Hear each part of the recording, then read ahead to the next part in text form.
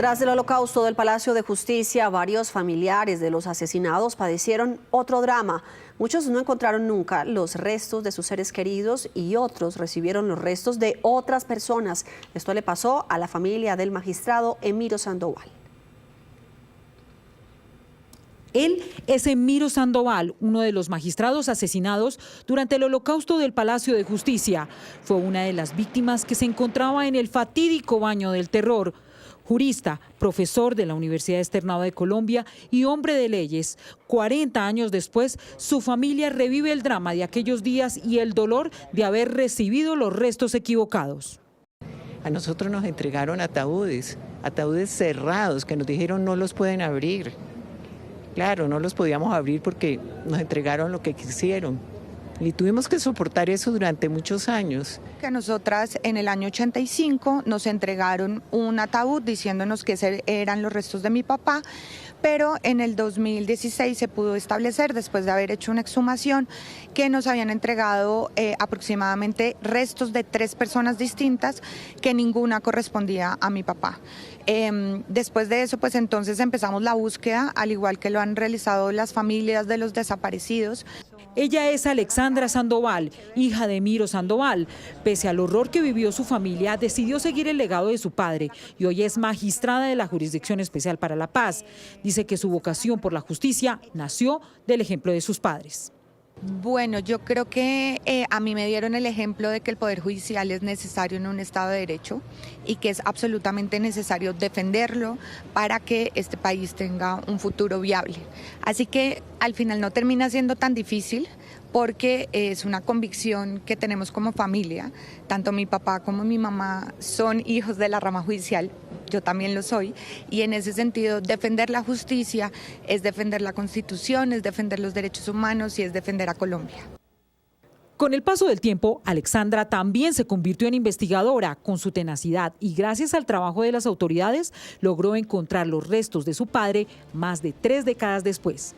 Con la ayuda de ella y de su equipo y de medicina legal en su momento, logramos encontrar el cuerpo de mi papá, que era uno de los cuerpos que fue enviado al cementerio del sur como NN. Eso quiere decir que estuvo más de 30 y pico de años dando vueltas sin que su familia le pudiera dar el entierro digno que él se merecía y que finalmente pudimos hacer en el 2018 aquí en el externado.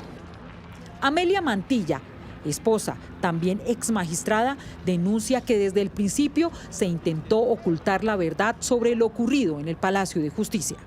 Esto fue a la carrera, ¿no? Había que tapar lo que ocurrió, empezando por las personas que murieron. Las quitaron de los lugares donde estaban, las bajaron al primer piso. Yo lo digo porque yo lo vi. Que quedaron incineradas. Muy difícil de reconocer. ¿Por qué? Porque en ese entonces no había ADN y porque si los cambiaron de sitio, seguramente al moverlos, las evidencias que habían pues no quedaron en el lugar que correspondían. Para ellas, después del holocausto, el drama sigue vivo. Las víctimas del Palacio de Justicia aún esperan verdad y reparación. Es una revictimización en el sentido de que sentimos todavía que no nos han contado la verdad de lo que pasó. Si bien nosotros encontramos a mi papá, todavía hay muchas familias que están esperando resultados de ADN o que se hagan más exhumaciones para encontrar a sus familiares, y esa es una responsabilidad que todavía tenemos.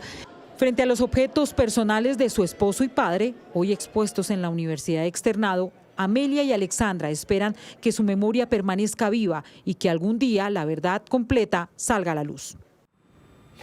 En las historias de vida de los 40 años de la toma y retoma del Palacio de Justicia encontramos al mensajero de una de las secciones del Consejo de Estado. Francisco Rodríguez reveló cómo por un descuido en el momento de recoger una encomienda fue testigo de cómo el M-19 se entró al Palacio de Justicia.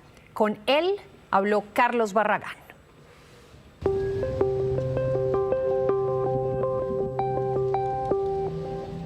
Francisco tenía 26 años cuando entró al Departamento de Medicina Legal en Bogotá y un par de meses después lo mandaron de comisión a la sección segunda del Consejo de Estado como auxiliar de servicios generales. Uno tenía que revisar la foliatura de los expedientes, tenía que dictarle al oficial mayor, el número de proceso. Y cuando terminaba entonces, como patinador en el edificio, suba, lleve, traiga, vaya, haga un mandado. En octubre del 85, las amenazas contra los magistrados del Palacio de Justicia eran evidentes. En su oficio, Pachín tuvo que entregar una por correspondencia. Y yo me acuerdo que a un doctor, Joaquín Banintello, a él le llegó un sufragio, o sea, una flor o algo que era como alargadito en una caja, y después fue que supe que eso era una amenaza. Que entonces fue cuando, eso vino siendo como 10 días antes, como 10, 15, fue cuando la semana anterior metieron aquí PM, ejército, pero era ejército. El 6 de noviembre, pasada las 10 de la mañana, Pacho recibió una orden. Me dijeron, Pacho, vaya a traiga los cheques del subsidio familiar, que eso era con subsidio. Entonces yo tenía que ir a la carrera 1433, donde quedaban los juzgados. Y vine y se los entregué, pero resultaba que eran 5 cheques y yo llegué con 4, o sea, se me quedó un cheque allá en el ministerio. Sobre las 11 se regresó por los cheques con algo de angustia por el error. Y yo llegué corriendo, le entregué, llegué sudando y le dije, doctor, ¿me da permiso de tomarme una gaseosa? Entonces me dijo, claro, Pachín, a mí me decían Pachín. Entonces, claro, Pachín, vaya. Y me fui a tomarla efectivamente cuando pues, uno siempre saliera por el sótano. Pacho fue testigo de excepción de cómo empezó la toma. Yo iba como en la mitad en el sótano cuando escuché un ruido, un estruendo. Claro que antes esa camioneta tenía como un exhausto de esos que hace mucha bulla. Sí. Entonces al mismo tiempo del ruido yo escuché el golpe y era que esa camioneta, como una panel de la que iban a los laches en ese tiempo, tenía un mataburro, sí, y con eso tumbó la barda de donde estaban los vigilantes. Y detrásito iba otra camioneta pegada, carpada, como una Dodge 100, y ahí iba gente pues como acuclillados o algo. Pues. Y la de atrás sí, pues esos fueron los que de una se bajaron y empezaron a disparar a los vigilantes, o sea, lo que encontraron. Yo lo que hice fue botarme entre mitad de unos carros viejos que habían al lado izquierdo y me estuve ahí hasta que ellos pasaron. En ese momento Pachín tomó una decisión de vida. Ya lo que voltearon, pues yo me salí por la carrera 8ª al frente, que había un banco que era el Banco Cafetero. ¿Salió corriendo o cómo, Pacho? Sí, o sea, sí, yo salí corriendo. Apenas voltearon, pues yo salí corriendo y hasta asustado y todo. Claro. Cerraron el banco y a Pacho lo sacaron hacia la esquina del Congreso. Luego estuvo por horas al lado del Colegio San Bartolomé. Por todo lado, inclusive en la parte de ahí, una esquina, sí, eso era un lote, eso era un lote. Entonces eso por todo lado le daban tirándole plomo, policía, ejército. La mayoría de sus compañeros de oficina sobrevivieron a la toma del palacio. Pero ellos, es que no les pasó, pues, el susto y eso, y allá metidos. A excepción, por ejemplo, los que le digo a doña Aura, que varios se asustaron y en un momento descuido salieron corriendo, pues, con la opción de salirse. Y ahí murieron. Un día después de la toma, Francisco se presentó en la oficina de medicina legal. Allí dice, vivió momentos de dolor. En esa convención nadie podía decir esto es fulano, no. ¿Sabían qué?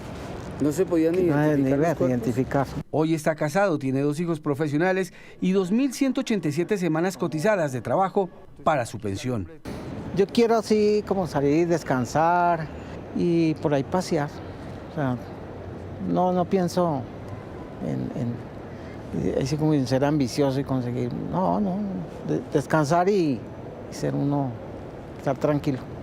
A sus 66 años, Francisco sigue trabajando como nominado escribiente del Consejo de Estado. Hoy, 40 años después, es testigo de excepción de la toma del Palacio de Justicia.